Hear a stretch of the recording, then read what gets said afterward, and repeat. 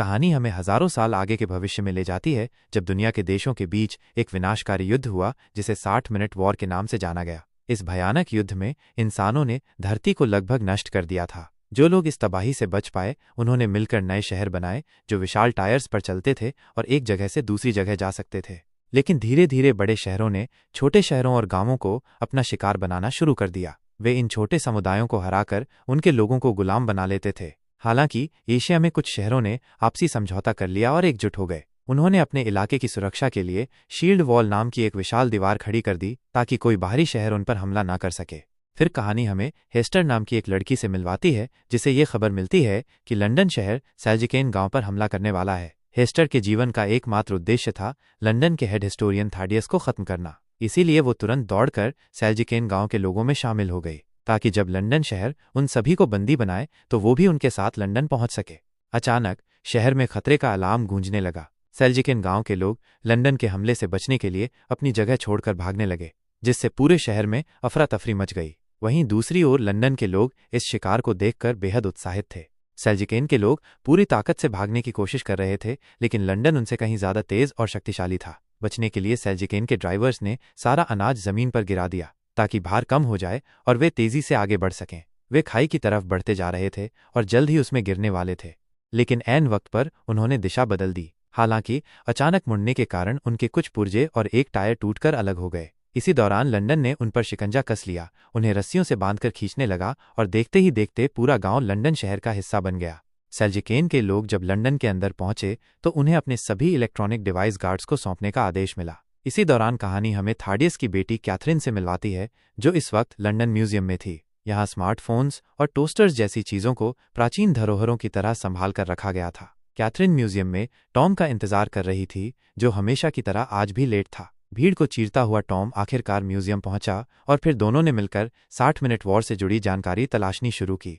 Tom ने उसे एक मशीन दिखाई जिसे उसने पुराने पुर्जों को जोड़कर तैयार किया था। उसने एक वीडियो चलाया जिसमें मेडूसा नाम के न्यूक्लियर हथियार का भयानक हमला दिखाया गया था, एक ऐसा विनाशकारी धमाका जिसने पूरे शहर को तबाह कर दिया था। इस हथियार को रोकने के लिए प्राचीन इंसानों ने एक क्रैश ड्राइव नाम की प्रणाली विकसित की थी, लेकिन हाल ही में टॉम ने देखा कि उसके कुछ हिस्से गायब हो चुके थे। जब उसने ये बात अपने बॉस को बताई तो उन्होंने इसे नजरअंदाज कर दिया।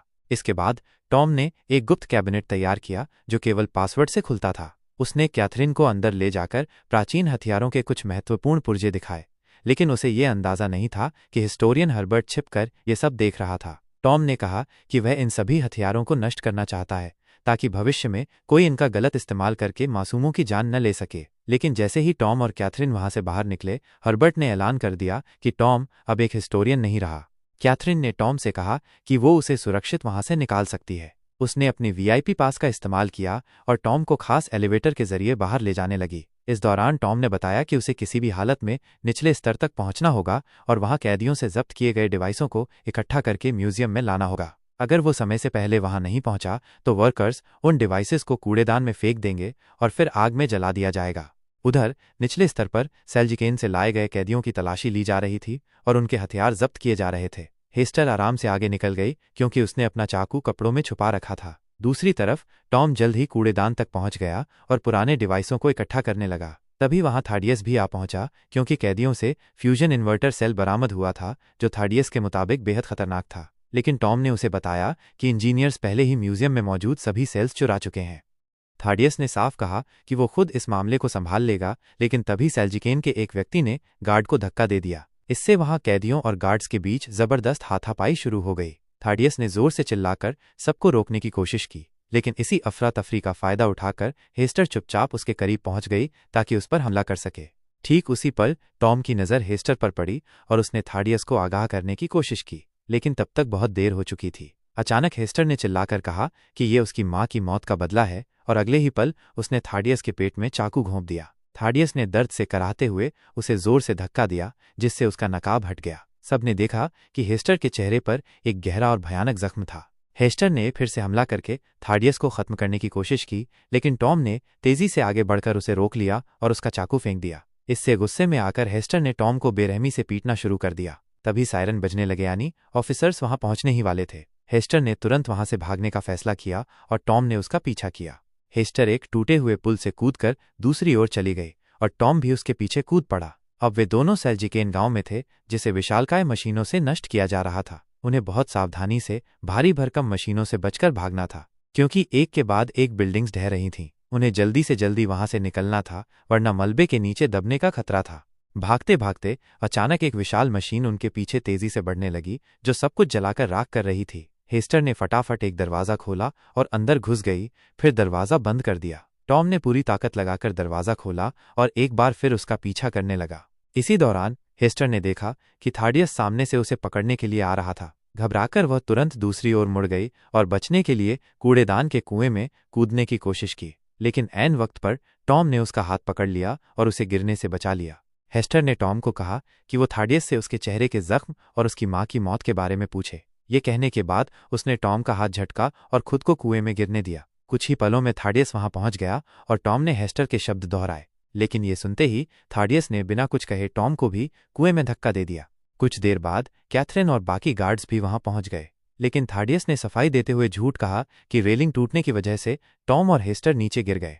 इसी बीच कैथरीन की नज़र बेविस नाम के एक व्यक्ति पर पड़ी, जो पहले से वहां छिपा हुआ था। कूड़ेदान का कुआं शहर से बाहर खुले मैदान में कचरा फेंकता था, इसलिए जाहिर था कि टॉम और हेस्टर भी वहीं गिरे होंगे। उन्हें ढूंढने के लिए एयरक्राफ्ट्स भेजे गए, मगर वे अपने मिशन में नाकाम रहे। असल में हेस्टर शहरों के चलने से बने रेल ट्रैक्स के नीचे छिपी हुई थी और उसने टॉम को पत्तों के नीचे छिपा दिया था। जैसे ही एयरक्राफ्ट्स लौटे, हेस्टर ने टॉम की जेब से पैसे और चाकू चुरा लिया। उसी समय टॉम को होश आ गया और उसने हेस्टर का पीछा करने की कोशिश की। हेस्टर ने गुस्से में उसे चाकू दिखाकर धमकाया, लेकिन टॉम फिर भी नहीं रुका। उसने कहा कि अगर हमें जिंदा रहना है तो हमें साथ मिलकर आगे बढ़ना होगा।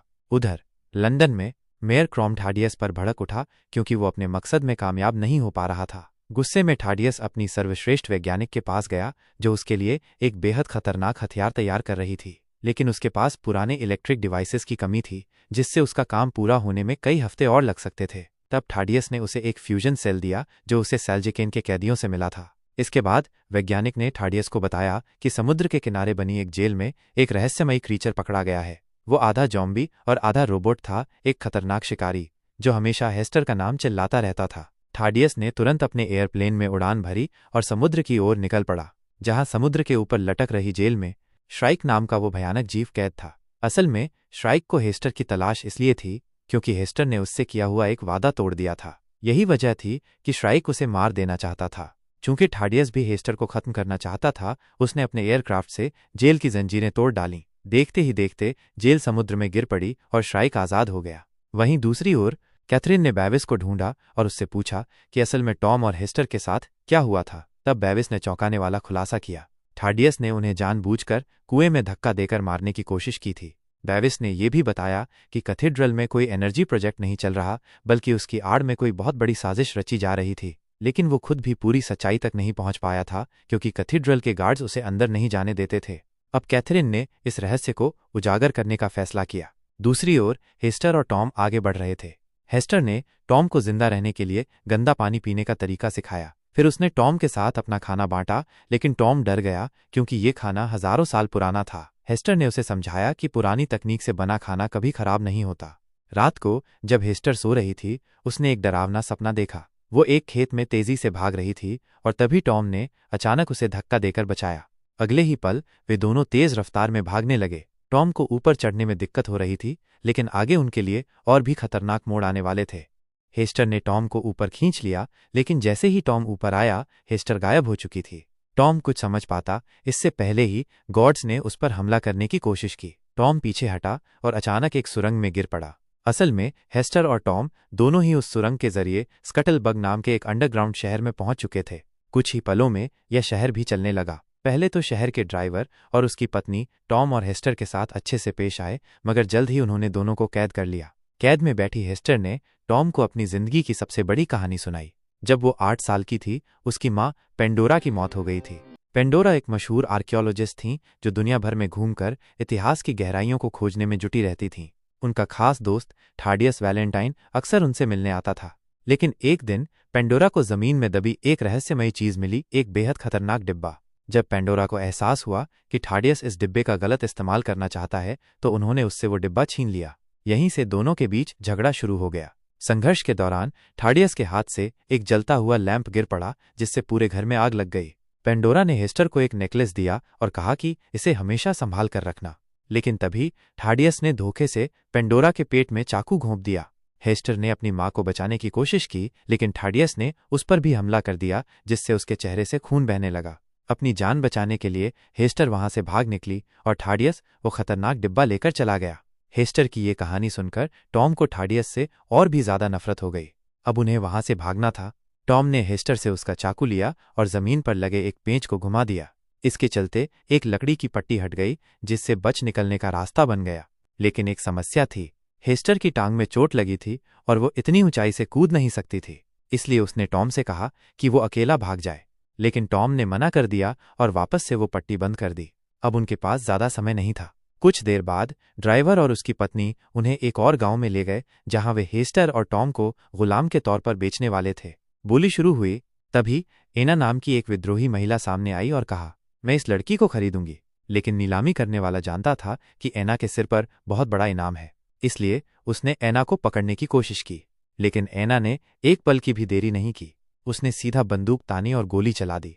नीलामी करने वाला जमीन पर गिर पड़ा। इसके बाद भीड़ में हड़कंप मच गया। गार्ड्स ने एना को पकड़ने की कोशिश की, लेकिन एना आने वाले हर शख्स को गोली मारती जा रही थी। अब यह साफ हो चुका था कि टॉम और हेस्टर की किस्मत पूरी तरह बदलने वाली थी। तब हेस्टर ने एक मरे हुए गार्ड की बंदूक उठाई और टॉम की जंजीरों पर गोली चला दी, जिससे वो आजाद हो गया। दोनों तुरंत वहां से भाग निकले। इधर एना ने अपनी बंदूक को तलवार में बदल लिया और जो भी उस पर हमला करने आया उसे बेरहमी से काट गिराने लगी। उसके जूते में भी एक छिपा हुआ ब्लेड था, जिससे वो लातों के जरिए अपने दुश्मनों को मौत की नींद सुला रही थी। उधर टॉम और हेस्टर अपनी जान बचाकर भाग रहे थे, लेकिन चारों ओर छोटे छोटे चलते फिरते गांव थे। जैसे तैसे उन सभी के बीच से निकलते हुए वे खुले इलाके में पहुंचे, लेकिन वहां श्राइक ने उनका रास्ता रोक लिया। अब उनके पास कोई चारा नहीं था, इसलिए उन्होंने एक गांव के बड़े टायर पर छलांग लगा दी। फिर वहां से दूसरे टायर पर कूदकर एक ऊंचे प्लेटफॉर्म तक जा पहुंचे। मगर श्राइक इतनी आसानी से हार मानने वाला नहीं था। वो भी उनका पीछा करते हुए वहां तक आ पहुंचा। ठीक उसी वक्त एना अपने एयरक्राफ्ट में वहां आ धमकी और श्राइक पर गोलियां चला दी। जल्द ही हेस्टर उसके एयरक्राफ्ट पर चढ़ गई, लेकिन एना टॉम को लिए बिना ही उड़ान भरने लगी। हेस्टर उसे मुसीबत में अकेला छोड़ने वाली नहीं थी। उसने टॉम की ओर एक रस्सी फेंकी और टॉम उस रस्सी के सहारे प्लेन तक चढ़ने लगा। लेकिन तभी पीछे से श्राइक भी रस्सी पकड़कर ऊपर चढ़ने लगा। अब एना ने हेस्टर को एक ब्लेड देकर रस्सी काटने को कहा, लेकिन हेस्टर ने चाकू टॉम की ओर फेंक दिया। टॉम ने झट से रस्सी काट दी, जिससे श्राइक नीचे गिर गया। कुछ दूर उड़ान भरने के बाद एना ने प्लेन को ऑटो पायलट मोड पर डाला और हेस्टर के जख्मों का इलाज करने लगी। उसने बताया कि वो हेस्टर की मां पेंडोरा को जानती थी और उसकी मौत के बाद से ही वो हेस्टर की तलाश कर रही थी। आना को समझ नहीं आ रहा था कि हेस्टर इतने साल अकेले कैसे जिंदा रही। तब टॉम को एहसास हुआ कि श्राइक ने ही उसे पाला पोसा और बड़ा किया था। यह सुनते ही हेस्टर गुस्से से आग बबूला हो गई, क्योंकि उसका राज खुल गया था। लेकिन फिर उसने अपनी कहानी बताने का फैसला किया। अपनी मां की मौत के बाद हेस्टर अकेली दर दर भटक रही थी और आखिरकार बेहोश होकर गिर पड़ी। तभी उसकी मुलाकात श्राइक से हुई, जिसने उसे शरण दी और उसका नेकलेस भी ले लिया। श्राइक की गाड़ी में कई डरावनी गुड़ियाएं थीं, जिससे हेस्टर ने अंदाजा लगाया कि वो शायद खुद को पहचानने की कोशिश कर रहा था। उसने श्राइक के इंसानी रूप की एक तस्वीर देखी थी, जिससे ये बात और पक्की हो गई। अब श्राइक चाहता था कि हेस्टर भी उसकी तरह लोगों को अगवा करे, और हेस्टर ने वादा भी किया कि वे दोनों मिलकर ये काम करेंगे। लेकिन एक दिन जब उसे पता चला कि लंदन उनके करीब आ रहा है और उसमें थाडियस मौजूद है, तो वो श्राइक को बिना बताए वहां से भाग निकली। उसी दिन से श्राइक उसे ढूंढ रहा है, किसी भी कीमत पर। कुछ घंटों बाद आना का एयरक्राफ्ट एयर हेवन पहुंचा, जो आसमान में बसा एक रहस्यमयी शहर था। यहाँ उन सभी विद्रोहियों ने शरण ली थी जो सरकार से नफरत करते थे और मिलकर एंटी ट्रैक्शन लीग बना चुके थे। जैसे ही आना वहां पहुंची, उसने सभी को बताया कि पेंडोरा ने कोई खतरनाक सच पता लगा लिया था। इसी वजह से पेंडोरा ने उससे कहा था कि अगर उसे कुछ हो जाए तो वो हेस्टर का ख्याल रखे, क्योंकि सिर्फ वही थाडियस को रोक सकती थी। हेस्टर को अब भी समझ नहीं आ रहा था कि उसकी मां ने ऐसा कौन सा राज जान लिया था जिसने उसकी जान ले ली। उधर जब बाकी विद्रोही चर्चा कर रहे थे कि थाडियस फ्यूजन सेल से कुछ छेड़छाड़ कर रहा है, तभी टॉम ने एक अजीबोगरीब निशान बनाया। हेस्टर ने उसे देखते ही पहचान लिया। टॉम ने बताया कि उस रहस्यमयी डिब्बे में एक बेहद शक्तिशाली क्वांटम एनर्जी बम था। आना ने यह सुनते ही अंदाजा लगाया कि थाडियस इसी बम की मदद से एशिया के चारों ओर बनी शील्ड वॉल को गिराने की योजना बना रहा था। इसी बीच लंदन में हर्बर्ट थाडियस के पास पहुंचा और उसे बताया कि उसे कुछ पुराने डिवाइसेस मिले हैं। दूसरी ओर कैथरीन और बिवास ने म्यूजियम के डायरेक्टर से मुलाकात की। वहां उन्हें पता चला कि इंजीनियर्स ने टॉम के खुफिया कैबिन में घुसकर उसके सभी पुराने डिवाइसेस चुरा लिए थे। डायरेक्टर ने उन्हें एक गुप्त दीवार दिखाई जिसके अंदर हजारों सीढ़ियां छिपी थीं। यह रास्ता बेहद खतरनाक था, लेकिन अगर वे इन सीढ़ियों को पार कर लेते तो सीधा कैथेड्रल के अंदर पहुंच जाते। कई घंटों की मशक्कत के बाद वे दोनों आखिरकार कैथेड्रल तक पहुंच गए, लेकिन वहां जो उन्होंने देखा उससे उनके होश उड़ गए। उनके सामने ही थाडियस ने म्यूजियम से चुराए गए डिवाइसेस और पेंडोरा के रहस्यमयी बॉक्स की मदद से अपना सबसे खतरनाक सुपर वेपन तैयार कर लिया था। उसका नाम था मेडूसा, जिसके बारे में कैथरीन पहले ही टॉम की एक पुरानी वीडियो में देख चुकी थी। इसी दौरान मेजर क्रोम गुस्से से भरा कैथेड्रल में दाखिल हुआ। जैसे ही उसने देखा कि थाडियस ने लंदन को पूर्व दिशा में मोड़ दिया है, उसका गुस्सा 7वें आसमान पर पहुंच गया। लेकिन जब उसकी नज़र मेडूसा पर पड़ी तो उसे समझ आ गया कि थाडियस एशिया के साथ महायुद्ध छेड़ने की योजना बना रहा है। ये सुनकर क्रोम बिफर पड़ा। उसने थाडियस से कहा कि इतिहास से कुछ सीखो, यह सिर्फ तबाही लाएगा। फिर उसने सभी इंजीनियरों को हुक्म दिया कि वे तुरंत मेडूसा को बंद कर दें, लेकिन किसी ने उसकी बात पर ध्यान नहीं दिया। इससे पहले कि क्रोम कुछ कर पाता, थाडियस ने अचानक उस पर गोली चला दी और बेरहमी से उसकी हत्या कर दी। कैथरीन पास ही छिपी थी। उसने अपनी आंखों के सामने अपने पिता का असली रूप देख लिया। इस बीच एयर हेवन में विद्रोहियों को खबर मिली कि लंदन पूर्व दिशा की ओर बढ़ रहा है। तभी अचानक बिजली चली गई और बाहर से चीखने चिल्लाने की आवाजें गूंजने लगीं। इसी दौरान श्राइक ने जबरदस्ती कमरे में घुसने की कोशिश की। विद्रोहियों ने उस पर पलटवार किया, मगर उनके हमलों का उस पर कोई असर नहीं हुआ। उन्होंने गोलियों की बौछार कर दी, लेकिन श्राइक एक के बाद एक विद्रोहियों को बेरहमी से मारता चला गया। अचानक एक जबरदस्त धमाका हुआ और पूरे शहर में आग लग गई। अब ये शहर बस कुछ ही पलों में पूरी तरह तबाह होने वाला था। हालात बिगड़ते देख सभी लोग एयरक्राफ्ट्स में बैठकर अपनी जान बचाने के लिए भागने लगे। हेस्टर और टॉम भी किसी स्पेसक्राफ्ट की तलाश में थे। उधर आना और बाकी विद्रोही तलवारों और कुल्हाड़ियों से श्राइक का मुकाबला कर रहे थे, लेकिन इतनी कोशिशों के बावजूद कोई भी उसे घायल नहीं कर पा रहा था। इसी बीच आना ने अचानक अपने जूते में लगे ब्लेड से श्राइक की छाती पर जबरदस्त वार कर दिया। इस वार से उसे हल्की चोट तो आई, लेकिन यह पर्याप्त नहीं था। तभी विद्रोहियों ने उसकी तरफ एक बम फेंका जो सीधा उसकी टांग पर जाकर फटा। धमाके की वजह से जमीन में एक बड़ा छेद हो गया, जिससे श्राइक नीचे गिर गया। सबको लगा कि अब वो मर चुका है, लेकिन असल में वो नीचे लोहे की छड़ों के सहारे लटका हुआ था। उधर टॉम और हेस्टर किसी तरह आना के एयरक्राफ्ट तक पहुंचने ही वाले थे कि अचानक श्राइक उनके सामने आ खड़ा हुआ। टॉम ने हेस्टर को बचाने के लिए श्राइक से मुकाबला करने की कोशिश की, मगर श्राइक ने उसे गर्दन से पकड़कर जमीन पर पटक दिया और फिर उसकी छाती पर पैर रख दिया। हेस्टर यह सब देखकर घबरा गई। उसने तुरंत श्राइक की टांग पकड़ ली और टॉम की जान की भीख मांगने लगी। हेस्टर की आंखों में आंसू थे। ये देखकर श्राइक कुछ पल के लिए ठहर गया। उसी क्षण उसे एहसास हुआ कि हेस्टर को टॉम से प्यार हो चुका है। यह एहसास होते ही उसके सिस्टम में गड़बड़ होने लगी और वह घुटनों के बल गिर पड़ा। आखिरकार श्राइक ने हेस्टर को उसका नेकलेस लौटाया और उसे वादा पूरा न कर पाने के लिए माफ कर दिया। फिर धीरे धीरे उसकी आंखों से रोशनी बुझने लगी और वो वहीं ढह गया। अब शहर चारों तरफ आग की लपटों में घिर चुका था और किसी भी पल पूरी तरह गिर सकता था। तभी आना अपने एयरक्राफ्ट के साथ वहां आ पहुंची और उन्हें बचाने के लिए आगे बढ़ी। टॉम और हेस्टर तुरंत एयरक्राफ्ट में चढ़ गए और आखिरकार वे सब वहां से भागने में सफल रहे। कुछ ही क्षणों बाद एयर हेवन शहर नीचे गिरकर पूरी तरह तबाह हो गया। अगले दिन उनका एयरक्राफ्ट शील्ड वॉल के बीच बने एक छेद से गुजरते हुए शानगुओ नाम के शहर में जा पहुंचा। ये शहर बाकी घूमते हुए शहरों की तरह नहीं था, बल्कि अब ये एक जगह स्थिर हो चुका था। अब वे तीनों गवर्नर कुआन से मिले और उसे खबर दी कि लंदन बड़ी तेजी से उनकी ओर बढ़ रहा है। आना ने सुझाव दिया कि उन्हें पहले हमला कर देना चाहिए, लेकिन टॉम इससे सहमत नहीं था। उसका मानना था कि अगर वे लंदन को तबाह कर देंगे तो वहां रहने वाले निर्दोष लोग भी मारे जाएंगे। कुआन को भी टॉम की बात सही लगी, मगर अब उनके पास ज्यादा समय नहीं था। अगर युद्ध हुआ तो या तो लंदन बचेगा या फिर शानगुओ। अब पूरे शहर में युद्ध की तैयारियां शुरू हो चुकी थीं। सभी लोग लंदन का सामना करने के लिए एकजुट हो चुके थे।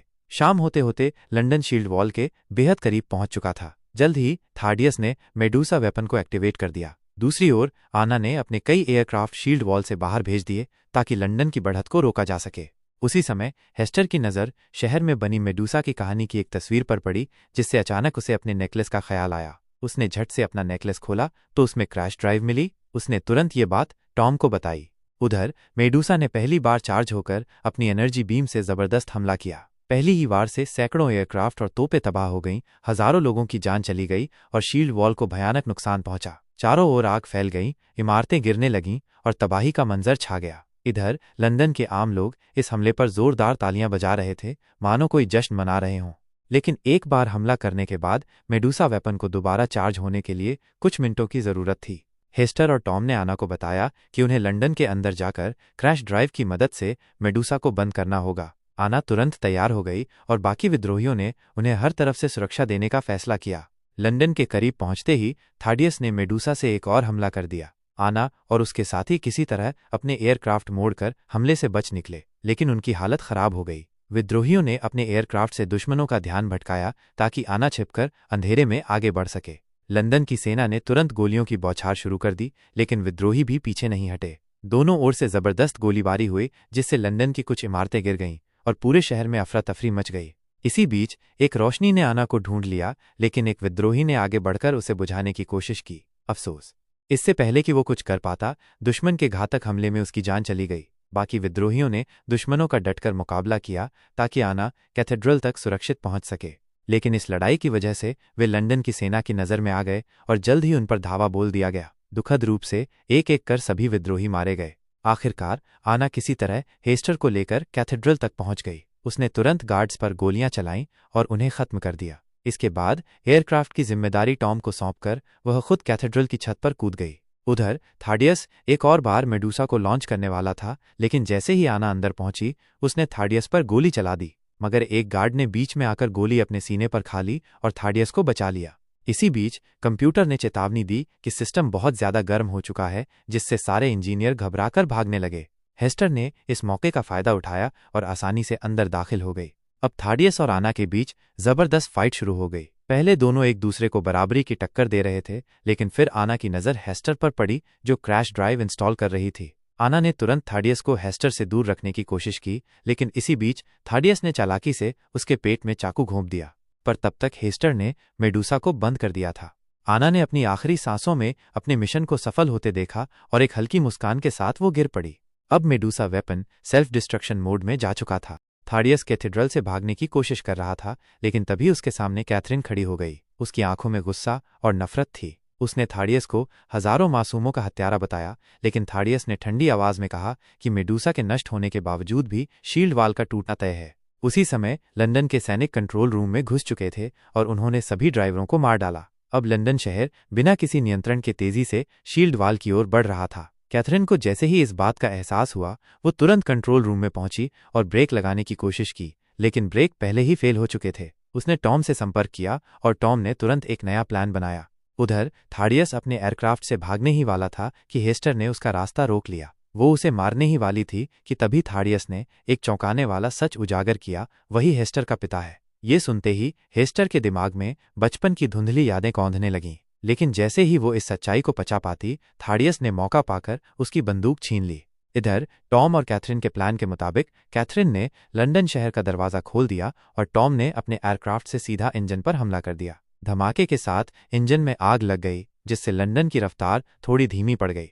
उधर हेस्टर और थाडियस का एयरक्राफ्ट की छत पर आमना सामना हो गया। थाडियस ने उसे जमीन पर गिराकर उसका गला दबाने की कोशिश की, लेकिन हेस्टर ने अचानक अपना चाकू निकाला और अपने ही पिता के चेहरे पर वार कर दिया। उसने थाडियस की जान नहीं ली, बल्कि रेलिंग से कूद गई। जैसे ही वो नीचे गिरने लगी, टॉम ने अपने एयरक्राफ्ट से उसे बचा लिया। टॉम ने झटपट थाडियस के एयरक्राफ्ट पर जबरदस्त हमला किया। उसका एयरक्राफ्ट तेजी से जमीन पर क्रैश हुआ, लेकिन थाडियस किसी तरह जिंदा बच गया। मगर अगले ही पल लंदन शहर की रफ्तार ने उसे कुचल दिया और उसकी कहानी वहीं खत्म हो गई।